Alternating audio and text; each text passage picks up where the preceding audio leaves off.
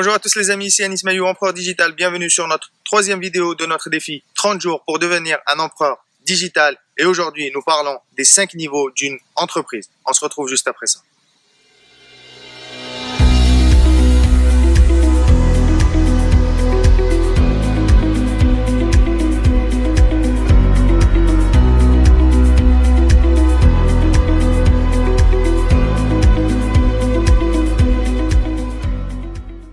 Donc juste avant de rentrer dans le vif du sujet, cliquez juste ci-dessous pour vous abonner à notre chaîne YouTube et rejoindre plusieurs milliers d'empereurs digitaux qui au cours des prochains mois, prochaines années vont bâtir des empires, avoir la liberté, l'abondance et l'épanouissement qu'ils méritent.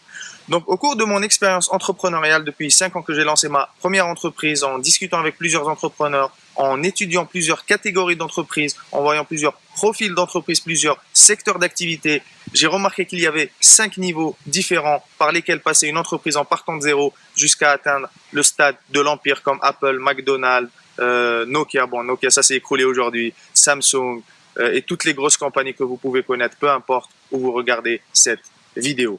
Et donc ces 5 niveaux, je les ai découverts aussi dans un séminaire de marketing il y a 2 ou 3 années. C'était pas mal bien structuré et c'est ce que j'aimerais partager avec vous aujourd'hui. Donc le premier niveau d'une entreprise, c'est ce que j'appelle un peu le niveau Lean Startup. Si vous connaissez donc le célèbre livre d'Eric Ries, Lean Startup. Donc le Lean Startup, c'est un peu le premier niveau d'une entreprise, c'est qu'on n'a pas encore vraiment lancé son produit, on est à la stade de l'idée, de la stratégie, on commence à formuler des hypothèses, on ne sait pas encore si ça va marcher, donc on est vraiment dans ce qu'on peut appeler une phase de réflexion stratégique. On est en train de poser les bases de la stratégie de notre business. Et donc, à ce niveau-là, à cette étape-là, c'est qu'on attend toujours de perfectionner son produit, qu'il soit parfait pour le lancer. Et ça, c'est une énorme erreur, mes amis, parce que le seul et unique moyen de perfectionner son produit, c'est de le lancer de manière inconfortable et au contact des clients, avec le retour du feedback des utilisateurs, des bêta-testeurs, de tous les gens qui sont entrés en interaction avec notre produit. On va pouvoir améliorer petit à petit notre produit. C'est pas en restant dans son coin pendant plusieurs mois, plusieurs années comme le font beaucoup de gens malheureusement et c'est la meilleure stratégie pour se planter en affaires, c'est de rester dans son coin, rester isolé, tout faire par soi-même, ne jamais poser de questions, être négatif, ne pas être ouvert au feedback des autres, à la critique constructive. Ça, c'est une énorme erreur que vous devriez à tout prix éviter. Et comme le disait Jeff Bezos, le célèbre fondateur d'Amazon et aujourd'hui homme le plus riche au monde, c'est que si vous n'avez pas honte de la première version de votre produit, c'est probablement que vous l'avez lancé trop tard. Donc voilà, le premier niveau d'une entreprise, c'est le niveau Lean Startup. On a encore des hypothèses, mais on n'a pas encore réellement testé notre produit pour savoir s'il marche ou pas.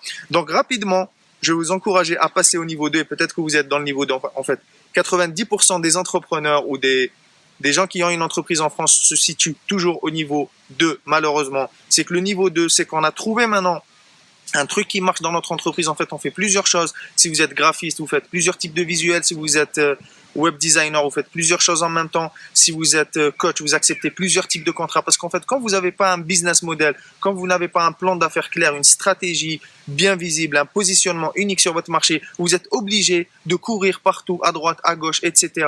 et de collecter un peu toutes les ressources qu'il existe dans votre environnement pour pouvoir faire entrer du chiffre d'affaires dans votre entreprise. Donc, c'est un peu l'étape assez inconfortable où on est avec de l'huile de coude. On essaye par tout prix, par tous les moyens de prospecter, d'appeler les gens, d'envoyer des emails à froid, de poster sur des groupes Facebook. On essaie à tout prix de faire connaître notre produit ou nos prestations pour obtenir nos premiers clients. Et à cette étape 2, c'est ce qu'on appelle aussi l'étape collecte des ressources. Donc on est en train de collecter les ressources pour améliorer son positionnement, pour commencer à avoir les premiers clients et avoir les premiers témoignages, recommandations pour pouvoir aller chercher d'autres clients peut-être plus prestigieux. Donc à cette étape, donc on est en train de collecter pas mal de ressources, comme je vous ai dit, on recherche peut-être des partenariats stratégiques. En fait, on fait 1001 choses qui souvent à cette étape, en fait, l'objectif c'est d'arrêter tout ce qui ne marche pas et de se concentrer sur l'unique chose qui rapporte le plus dans notre business. Donc c'est un peu appliquer la loi de Pareto, les 20-80. Quels sont les 20% d'actions qui m'apportent 80% des résultats? C'est le niveau 2, donc la collecte des ressources. Après, une fois qu'on a collecté les ressources, qu'on commence à connaître un peu son business, souvent, je vous ai dit, dans l'étape collecte de ressources, on a fait nos premières ventes ou notre première vente, dépendamment du produit, du service qu'on vend. On a fait notre première vente, on commence à avoir notre première recommandation. Donc là, il est venu le temps de passer au troisième niveau, le niveau 3 d'une entreprise. C'est ce que j'appelle l'étape de la maîtrise. C'est quoi l'étape de la maîtrise? Au fond, ça regroupe 3 choses. Maintenant, vous avez une offre phare, donc un produit phare, vous avez une clientèle cible que vous visez avec votre produit et surtout vous avez une campagne marketing ou une offre irrésistible pour présenter ce produit. Donc je répète, il y a 3 choses au niveau 3 qu'on appelle aussi la stratégie optimale de vente dans le marketing. C'est quoi en fait la stratégie optimale de vente?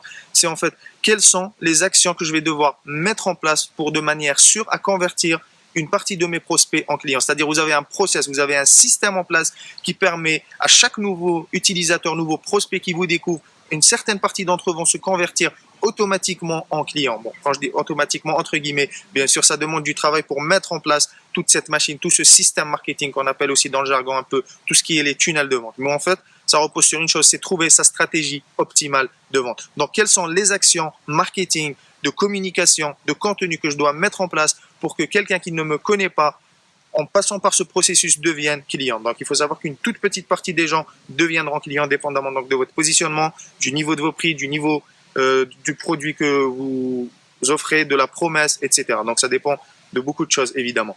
Donc, le niveau 3, c'est l'étape de la maîtrise. Donc, maintenant, vous avez une offre irrésistible, vous avez une clientèle cible et surtout, vous avez un produit phare. Donc, tout le monde devrait se rendre à cette étape-là s'il travaille sérieusement, s'il est vraiment concentré, focus sur son business, on pourrait tous atteindre ce niveau-là. Donc, l'étape 3, la stratégie optimale de vente ou l'étape de la maîtrise. Donc, à cette étape-là, vous savez que tous les mois, vous avez de manière prévisible un certain volume de vente qui va se réaliser dans votre entreprise. Donc là, c'est une étape où on se sent bien, heureux. On commence vraiment à récolter les fruits de tout son travail depuis plusieurs années, plusieurs mois, tout dépendamment de la rapidité à laquelle vous avez avancé. Donc ça, c'est le niveau 3. C'est ce qu'on appelle donc la maîtrise ou la stratégie optimale de vente.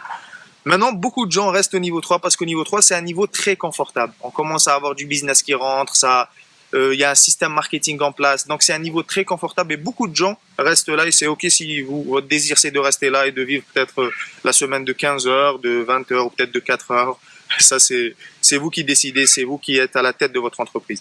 Maintenant, le prochain niveau que j'affectionne aussi, mais qui est très inconfortable, très douloureux, et c'est pour ça que la plupart des entrepreneurs ne vont pas aller au niveau 4, la plupart des entreprises stagnent au niveau 3, c'est que le niveau 4, c'est ce qu'on appelle la création des procédures ou la création des systèmes. En fait, au niveau 4, vous allez vous retirer de votre entreprise, vous allez un peu passer de l'homme orchestre au chef d'orchestre, vous allez vous retirer et vous n'avez plus travaillé dans l'entreprise, mais vous allez travailler sur l'entreprise, sur la stratégie, sur la vision. Et donc, au niveau 4, il faut créer des systèmes, des procédures qui vont permettre à votre entreprise de croître en vous enlevant du système. Donc, à cette étape, vous devez créer les procédures, créer les systèmes et surtout, vous devez commencer à recruter des employés ou à recruter des prestataires pour justement vous sortir du système et mettre des gens, des opérationnels, des salariés, des employés, des prestataires qui vont eux s'occuper de développer votre business. Donc, c'est une étape très inconfortable parce que ça nécessite de créer des systèmes, de créer des procédures, de créer toute une systématisation dans votre entreprise, une systématisation au niveau comptable, au niveau financier, au niveau du marketing, au niveau de la vente, au niveau du recrutement, au niveau de la vision de votre entreprise. Donc, il y a différents systèmes au niveau technique également, au niveau du support client. Donc, vous allez devoir créer un certain nombre de procédures et c'est une étape assez inconfortable. C'est l'étape que moi j'affectionne par-dessus tout, même si elle est inconfortable parce que c'est ce qui va nous permettre d'avoir un business super rentable et qui va pouvoir se développer sans nous et réellement devenir un vrai entrepreneur qui justement l'argent qu'il gagne n'est pas directement connecté juste au temps et à l'énergie et aux ressources qu'il met dans son entreprise. Donc ça c'est le niveau 4, c'est donc la création des systèmes. Et enfin, le niveau 5, le niveau ultime que peu d'entreprises atteignent, c'est ce qu'on appelle un peu le changement d'échelle ou l'empire. C'est atteindre le stade de l'empire où là, c'est pas juste d'avoir des systèmes en place. Vos systèmes sont en place, ils sont rodés, ils fonctionnent bien et c'est surtout des personnes au sein de votre entreprise qui font tourner les systèmes. Donc vous êtes juste là pour définir la vision, vous ne vous occupez même plus de la stratégie parce que vous avez en place peut-être un directeur général, un directeur financier, un directeur commercial, un directeur marketing. Donc vous avez tout un organigramme dans votre entreprise où même les personnes qui travaillent aujourd'hui dans votre entreprise, vous ne les connaissez même pas personnellement parce que vous n'êtes plus en contact direct avec ces gens-là. Donc à cette étape-là, en fait une entreprise de niveau 4, donc au niveau de la création des systèmes, elle peut fonctionner sans vous, mais elle ne peut pas croître sans vous. Parce que vous êtes toujours non seulement dans la vision, mais dans la stratégie de l'entreprise. Donc, une entreprise de niveau 4, elle peut se maintenir sans vous, mais elle ne pourra pas croître sans vous. Par contre, au niveau 5, c'est une entreprise où on a changé d'échelle, où vous êtes juste dans une relation d'influence, vous donnez la vision, la mission globale, et vous êtes aussi en train d'impulser tout ce qui est la culture d'entreprise. C'est quoi les valeurs de votre entreprise? C'est quoi les choses en lesquelles vous croyez? C'est quoi la mission de votre entreprise? C'est qui les clients que vous servez? Pourquoi vous les servez? Quel type de salarié ou de partenaire avec qui vous avez envie de travailler. Donc ça, c'est le niveau 5, c'est le changement d'échelle. On est à l'étape de l'empire. Là, vraiment, on a mis en place un système solide. Et là, la différence avec le niveau 4, c'est que cette entreprise de niveau 5, elle peut non seulement se maintenir, mais elle peut croître sans votre intervention. C'est ça le niveau 5, c'est le changement d'échelle.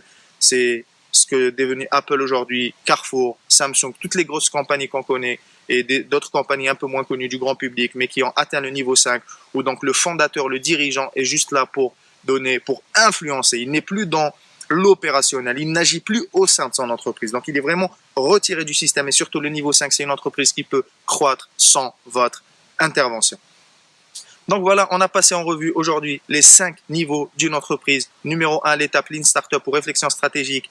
Le niveau 2, c'est la collecte des ressources. Le niveau 3, c'est la maîtrise, la stratégie optimale de vente. Le niveau 4, c'est la création, la mise en place des systèmes et des procédures. Et le niveau 5, c'est le changement d'échelle. On a bâti un empire qui est aujourd'hui devenu un système qui peut non seulement croître de manière prévisible et continue sans notre intervention, parce qu'on a en place un business vraiment solide. Et à ce niveau-là, on peut soit revendre son entreprise, on peut soit la laisser se développer, ça nous génère des revenus passifs, soit on peut en créer une franchise et développer ce système à l'infini, le multiplier dans différents pays, différentes villes, etc. Donc c'est un peu ce que fait Starbucks également, même si Starbucks n'est pas vraiment une franchise, c'est eux-mêmes qui se développent. C'est ce que font pas mal d'entreprises, McDonald's l'a fait, etc. Donc c'est d'avoir un système en place qui, peu importe les gens qui vont rentrer dans ce système, vont pouvoir le développer, parce qu'en fait il y a toutes des étapes qui sont dans le système, qui vont pouvoir développer l'entreprise, même si vous n'êtes pas forcément doué, parce que c'est pas vous qui avez défini les systèmes de l'entreprise, c'est un système en place qui a fait ses preuves. Et donc, c'est là qu'on atteint l'étape de la franchise, qui est vraiment pas mal du tout. Donc voilà, c'est ce que je vous souhaite d'atteindre. Bien sûr, ça ne se fera pas sans effort, ça ne se fera pas sans beaucoup de travail, beaucoup d'inconfort. Et en général, selon mon expérience, les statistiques, en moyenne, quelqu'un qui est engagé, qui est sérieux dans son entreprise, va mettre en moyenne, c'est là où je vais en choquer pas mal d'entre vous, va mettre en moyenne 7 années, mes amis. On met 7 ans, en moyenne entre 7 à 10 ans pour passer du niveau 1 au niveau 5. Donc non, ça ne se fera pas en 30 jours, pas en 90 jours, comme beaucoup de gens peuvent raconter sur Internet, même si je pense qu'il y a très peu de gens en francophonie qui parlent de ce sujet. Et c'est pour ça que j'ai voulu l'aborder, parce que moi, ma spécialité, c'est comment prendre un solopreneur, un chef de TPE qui a une très petite entreprise, un freelance qui échange son temps contre de l'argent, et justement le faire passer au mindset d'entrepreneur prospère qui bâtit vraiment un système, un business qui est capable de croître et de se développer sans notre intervention continue. Donc atteindre le niveau 4 et le niveau 5. Justement, si vous voulez en savoir plus, cliquez juste ci-dessus sur la fiche pour rejoindre notre groupe privé Facebook. Comment bâtir un empire digital. Justement, on discute de tous ces sujets-là. Et aussi, si vous vous sentez prêt à passer au niveau supérieur, si vous êtes reconnu dans l'un de ces niveaux, si vous êtes au niveau 1, 2 ou peut-être le 3, mais que vous voulez passer au niveau 4 ou au niveau 5, vous pouvez réserver un appel avec moi ou un membre de mon équipe, où on discutera de votre stratégie, de où vous en êtes aujourd'hui et de comment nous, on peut vous aider à passer au niveau supérieur dans votre activité ou votre business. Si vous ne vous sentez pas prêt, vous pouvez toujours rejoindre le groupe Facebook et on discutera, on sera ravis de vous accueillir pour continuer à échanger sur tous ces sujets qui sont vraiment passionnants. Sinon, on se retrouve demain pour une prochaine vidéo. Je ne sais pas encore quel sera le sujet, mais je pense que ça sera les 5, je crois demain, on va parler des 5 piliers d'un business de services et de conseils prospère. Il y a 5 piliers à mettre en place dans votre entreprise pour avoir un business vraiment prospère. Donc, on continue toujours sur ces sujets-là de comment vraiment avoir un business avec une croissance continue et prévisible. Un business avec des piliers solides. Donc voilà, jusqu'à notre prochaine conversation. Ah oui, avant, j'ai oublié, si cette vidéo vous a apporté de la valeur, vous pensez qu'elle peut aider un ami, n'hésitez pas à partager. Partagez massivement cette vidéo. Il y a très peu de gens qui parlent de ce sujet en francophonie et c'est un sujet qui me tient à cœur, qui a complètement changé ma vision du business et que je voudrais vulgariser aujourd'hui à grande échelle. Donc si vous sentez que ça vous a apporté de la valeur, que ça peut aider un ami qui aujourd'hui galère au niveau 1, au niveau 2 ou peut-être au niveau 3, partagez-lui cette vidéo, c'est gratuit, c'est offert par la maison.